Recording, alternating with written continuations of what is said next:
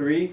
Hey! We're back again, guys. My name's Jeff Eklund, Jonathan Anderson here. and today we're going to discuss 4 keys. Shabba. Alright! Hey! This is building the plane while we're flying. This is Let's go. So today we're going to talk about 4 keys to break through. Spiritual dullness. You guys know what I'm talking about. It's just hard to get up in the morning. You're in a rut. You're in a funk. Opening your Bible is just a little bit harder. Praying is just a little bit harder. So what does it take to get out of spiritual dullness?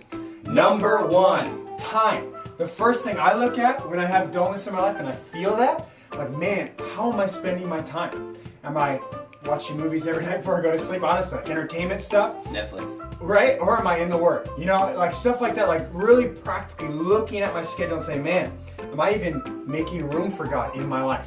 Number 2. People.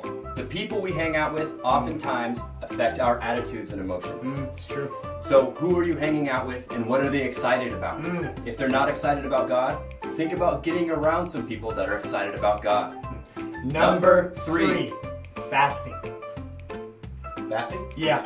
I know it sounds a little bit intense. Wait, fasting like when I'm getting up in the morning and I'm eating breakfast?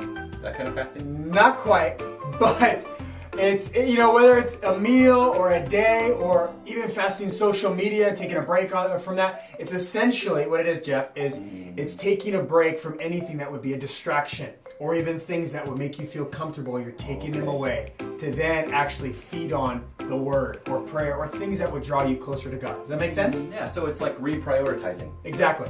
Number 4. Choice. It really comes down to what are you going to choose? And you have the power to do it. You have the power to break out of spiritual dullness. Hope that was helpful for you guys. These 4 keys have really helped me and Jeff in our walk with God to draw closer to Him and keep a vibrant heart.